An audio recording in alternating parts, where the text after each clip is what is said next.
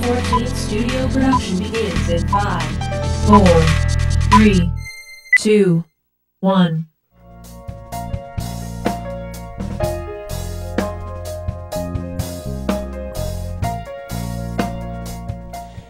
This is Crystal Holman, and you're watching Diagnosis Autism. Today, we'd like to talk to you about more information, facts, and education regarding autism and what to do to help you help your children. We're here today with a guest. Her name is Elaine Messick, and she's from the USBC bowling team, and she's a coach from the local bowling association nearby. Elaine, welcome to our show. Well, our first question is, can you explain what is USBC? Okay, it's the United States Bowling Congress. It used to be American Bowling Congress, but they changed the name just recently. When they formed a group, we used to be women in one group and men in another group and youth in another group, and they merged us all together, and they changed the name so that it would distinguish one group from the other group, and made it U.S. Bowling Congress. That's wonderful. I'm very happy that they did mix all the together, so it makes it a little less confusing. But so when you tell people about your program, what exactly do you tell them regarding the bowling league? Okay, we have 3 leagues out there that bowl on Saturday. We have our major league, which is our senior high and middle school. We have our prep league, which is our mainly elementary school age. And then we have the bumpers, which is 8 and under, and that's what I coach, is the bumpers. We have other coaches that do the prep and the majors. And we work as a team out there. We do different things, like my specialty would be the shirts, and somebody else does the tournaments, organizing the tournaments, and someone does the registration. So we work as a team, not just as individuals. And with the Bumper League and the other 2 leagues, we've sanctioned with USBC. We've always sanctioned the prep and the majors with them. But we got a donation from the Eagles Club. And with that, we were able to pay the sanction for everybody, and we sanctioned the bumpers. And they now have a program called Bowlinopolis, which each of the kids gets their own booklet. They got their own shirts and patches. They have different requirements to meet each level, so they're really tuned in on it. They get patches for the My First Spare, My First Strike. It's an initiative to keep them excited about bowling.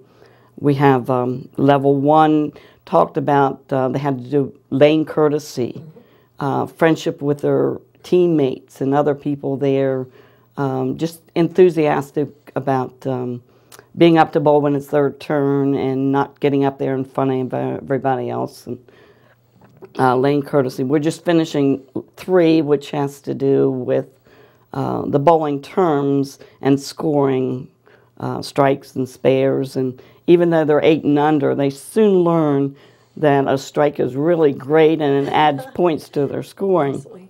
And it's called bumpers because we have rails that go up on each side. And that prevents them from having gutter balls, and the ball doesn't go into the gutter, and there's no boo-hoo about not getting pins, and it gets them attentive to bowling down the center, and they really get enthused about the bowling.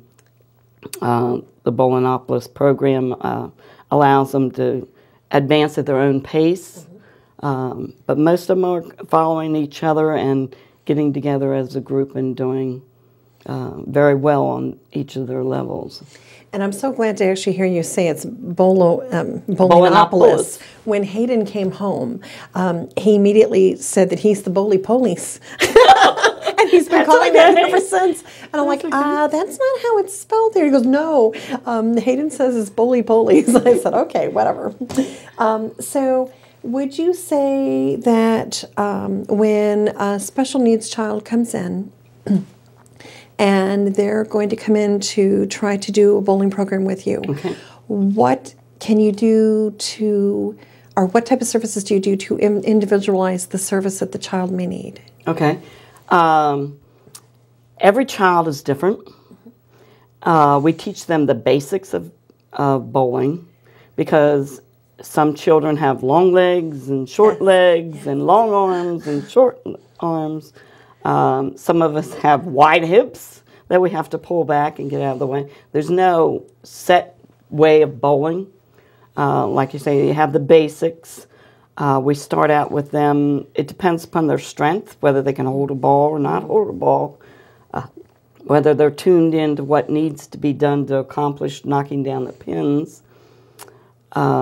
We first start them to see if they can hold a ball. Some of them have to use two hands as opposed to putting their fingers in the ball. Some of them will start, like I say, bowling between their legs. Right. Whatever's comfortable with them to start with. They have, and then we try and work into the hands where they put the ball down and lift it up. Everybody's different. We do have aids available that can help them no matter whether they have basic needs and special needs. We have, if they don't have the strength to hold the balls or throw it with two hands, some of them have need muscle coordination. They have the balls can be put on what we call racks, ramps. They're metal ramps that somebody can carry the ball and put it on the ramp. The ramp is aimed toward the center, and they can just push the ball down, and they have a lot of fun watching where the ball goes. If it knocks pins down on left or right, they can adjust the ramp to where it goes. We just recently, I don't know whether you've seen our dinosaurs that we have. Oh. We have dinosaurs now. They're hard green plastic type material that are a little lower for the little ones. And it works the same way. They put the ball on the back of the dinosaur's neck, and they push it down the dinosaur's tail, and it goes right out on the lanes. And they get really excited about that. We've had, even in the senior league, we've had girls that have had to have a ramp because they have special needs, and they've done very well. And it's not, oh, well, they'll always get a strike because it aims for the middle, because the ball has side weights. If they don't push it hard enough, it'll go veer to the left or the right, so they have to push it harder or less so it doesn't fly off the ramp or tilt the ramp in any way. So they have to learn their own little special skills and things that they can shift from one place to the other. Well, I know that when Hayden first started, he was so excited about trying to go to bowling. We had a little bit of issues when we first walked in because of the noise, because he had sensory integration dysfunction. And when he first got through the noise part of it and processed that, then they did have the ramp where we could put the ball on top, and then he pushed it and he'd watch the pins go down, and then we'd make, you know, a big party out of him. And even if he got one, we were just thrilled he knocks them down. And that progress was wonderful for Hayden. He had never been in a bowling alley. He was diagnosed with severe autism and sensory integration dysfunction and pervasive developmental disorder. So everything was a horrible process for him, but because of the bowling league, it turned out a wonderful progress for him. He started progressing in such an amazing way. And so I know that through the individual program that you all set up for Hayden, his outcome is amazing. I'm just thrilled to death. And he loves, he wakes up, he tells me Saturday night, gotta go to bed early. We've got bowling in the morning. And he's so excited that he can't wait to get there. So he really loves being part of the team. Yeah. I've seen a lot of progress on it, and what you're saying about the noise, there is a lot of excitement going on in there. And at first, he was a little leery when he heard the announcements. Right.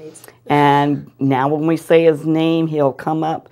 And he's even talked on the mic. Oh, wow. He's really talked on the mic. He's doing really well. And he's really getting tuned in, just like all the other kids. Right. We integrate them, and they're there because everybody has their needs. Right, right. So, well, what would you say as far as, like when you tell people, okay, the bowling program is going to start, we have figured out a plan for your child, What time length do you usually run the program? Okay, the whole league, we start registration in September, Okay. and we start in October with our, every Saturday at 9 o'clock at Cherokee Lanes. That's across from Fruitland Walmart. Okay. Everybody knows things by where they Right. shop. And we go through October. We have a little break there at Christmas, for Christmas and New Year's, depending upon where it falls. And then we go through the last of March, and we're on the rundown now. We have 4 more weeks of bowling, and it's really exciting because it's close at the end with the different teams. And we do not have a closed registration. We don't stop when we do our registration in September. Some kids are involved in soccer. It's a long season. Or in soccer and football, and they want to join another activity after they get done. So they come with us, and some of them get involved in, right now they're starting to get their tryouts for softball and baseball, and we're starting to find a few of them are missing Saturdays. That's why we stop at the end of March, and we have our banquet in April, where we give out trophies and plaques, and they get excited about that, because they have their individual thing that they can show. Everybody gets something. The one thing about bowling is you see your score up there, and it's not like another sport where a ball is passed to you and you pass it to somebody else. That's your score that you've attained. You can't say, well, they didn't throw it to me very well or whatever. Right. And they can see how they're progressing, but it is added together with the other teammates so that they can add and compete against each other.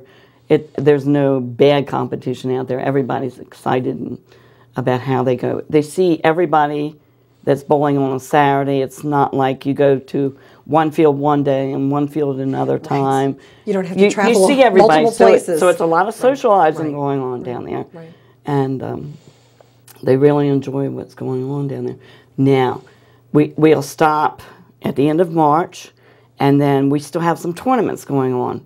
I know Hayden was in his first tournament that was outside the lanes, and some people were apprehensive about him being out where there was total strangers, but we greeted him as he came in the door, and we sent him over with us to do the registration and check in, tell him had to tell him his name and stuff like that. But everybody knew him. Everybody knows people around there. And so he was all excited, and he saw others that were like him. They say, what is it on TV? When you've seen one autistic, you've seen one autistic.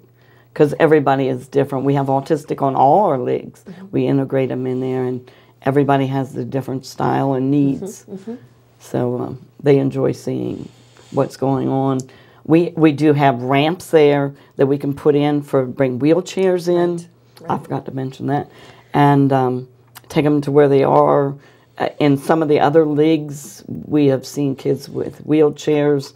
We used to have a friendship league with adults with special needs on Tuesdays, but because of funding, the transportation and the aides that have to go with it, that all got cut. So they're still coming in as stragglers, but they don't have any means of bussing them in. I mean, I have a van, but I can only get them up so well. I don't have the ramps and the lifts for the and stuff like that. But, but if they want to come out, and we have the 4 weeks left, they can see what's going on in the leagues, see if they meet somebody that they know. And we probably have about 12 high schools that we draw from. With Princess Anne, we have Snow Hill people, some people from Berlin, Delmar, Laurel, Hebron, Mardella.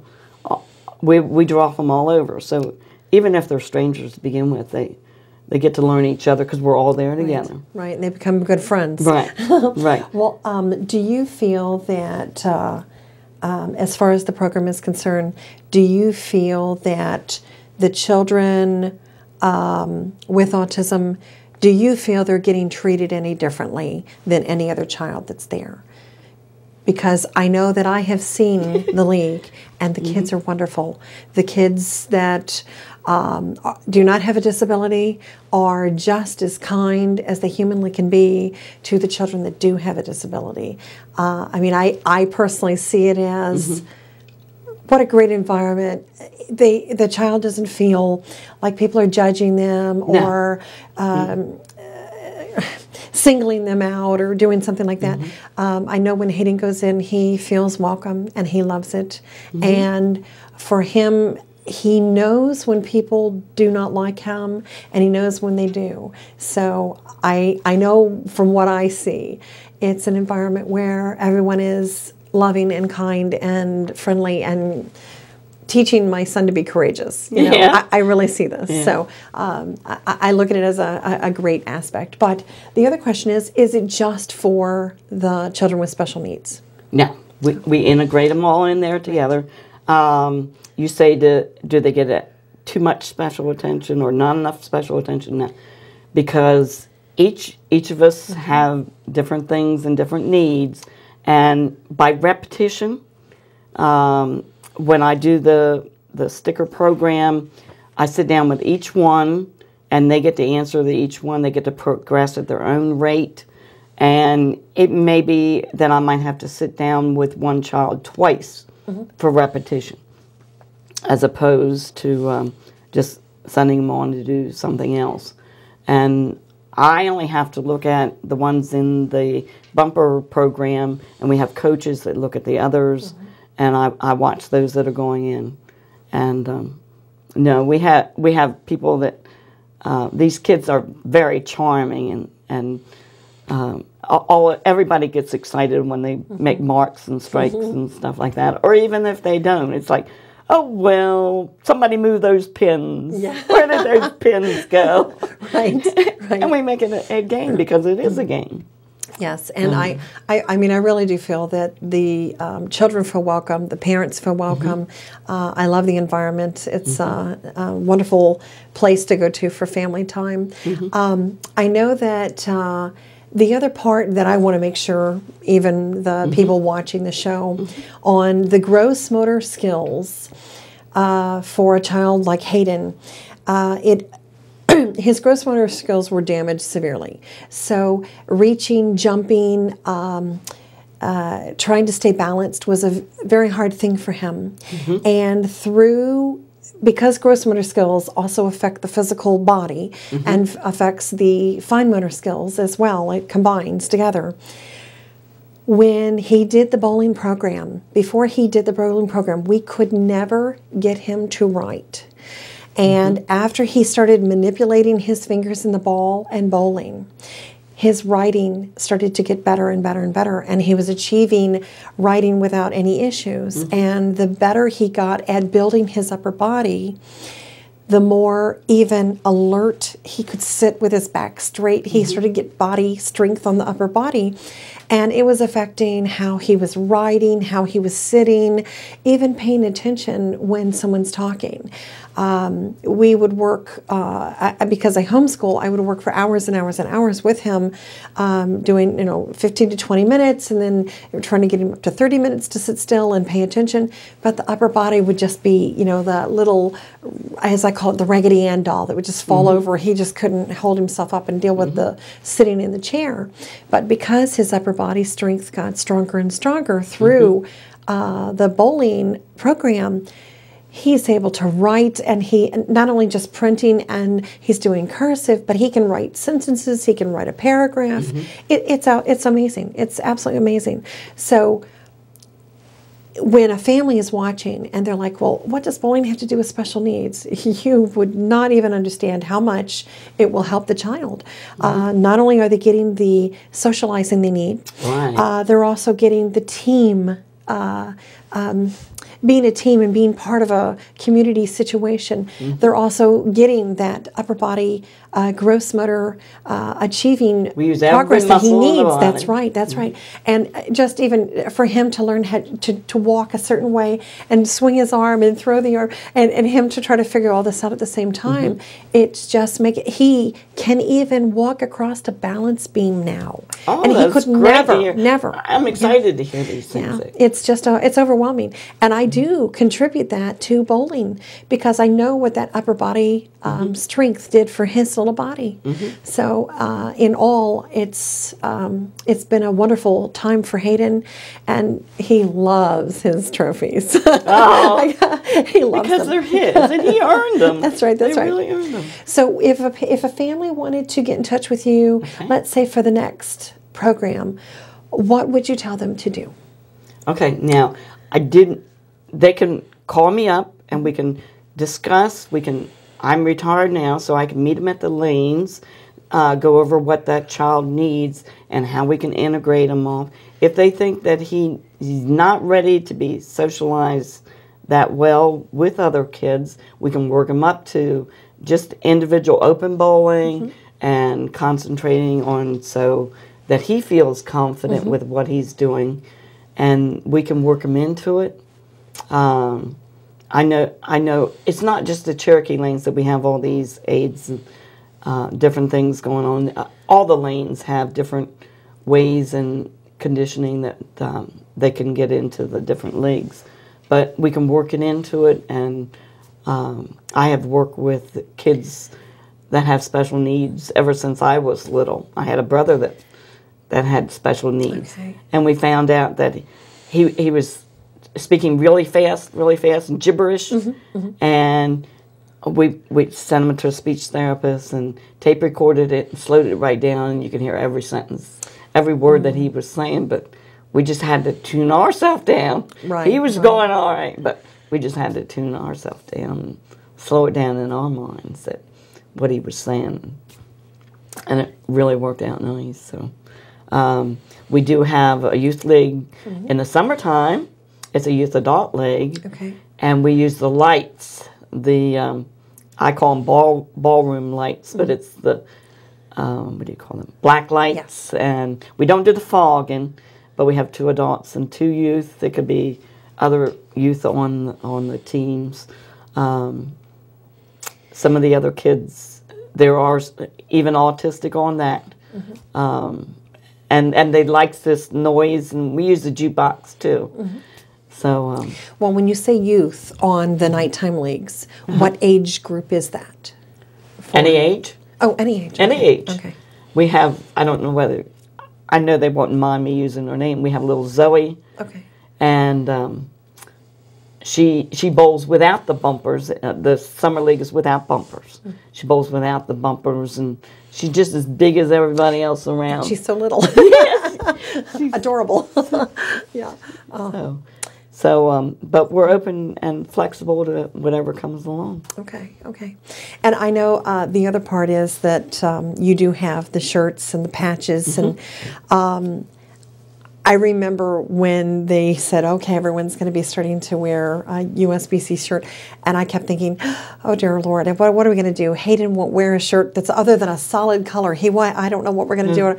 So we kept trying to show him shirts at home that it would be a different color, and he's like, no, Hayden's not going to do it. Well, and then the minute you all had made him shirt that said, the USBC and had, Holman or Hayden on it, he was so excited. He was so excited. He wanted that shirt on. He wanted to wear it every Saturday. Yes. He wanted to do this. So he felt really like he was part of the team. And that part, again, was overwhelming for Hayden because he had never had that team experience. So I was thrilled that he was able to just fit in, feel part of the group, and love it. So. And this year with the Bowlinopolis, it has the characters on it, and they get a video. I don't know whether he's seen this video or not. That has all the characters and Chatty, whatever her name is, on it, and they get all excited about the bowling, and they get a coloring book and different things that we work with them and teaching them different scoring, and they write down what they've just scored, and they put it up, and it gets blended in with everybody else's, and we add up their score. And even though they're still learning math, they're allowed to count on their fingers. And whatever, because I have to do that too sometimes. Please, the scoring is beyond me. I was an algebra girl, and I still don't get it. So they're computerized up there. Thank God. just writing the number down. I haven't added up anymore. But again, I am so happy that you were able to come out and be on our show. And if there's ever any type of programs that are coming up, please feel free to contact me and be on the show and let us know if there's any fundraisers or anything that's coming up for the bowling alley also. Whatever, even groups that are watching that may want to volunteer some of their time. If there's anyone out there that's watching, we need cheerleaders. Tons of cheerleaders. They don't have to know how to score either. That's right. That's right. Well, then, if the youth groups are watching, you know, please contact Cherokee Bowling Lanes or contact Elaine and have her tell you what they need. What can you do to help be involved, to help the children have a great Saturday and a great day of bowling. If you ever need to come out to let us know of any fundraisers or events that are going on for the children or how to help raise money for the children to be on the bowling league, please come out and contact me and we'll have you on the show. And again, thank you so much for being part of our show. And they can use our services because you've had fundraisers out there for autistic. Yes, that's true. And it was an exciting time. That's where I first got to meet some of these. The adults were down there having their own sportsmanship down there, and I was with the autistic children. And I enjoy working with them. Like I said, everyone is individual, and they're all excited about learning. They really are. And the noise. They had a good time. They had a good time. Again, thank you so very much. And again, you're watching PAC 14. This is Diagnosis Autism. I'm Crystal Holman, Executive Director of Autism Chapter Eastern Shore. And again, we're so grateful to have PAC 14 part of our show. Thank you so much.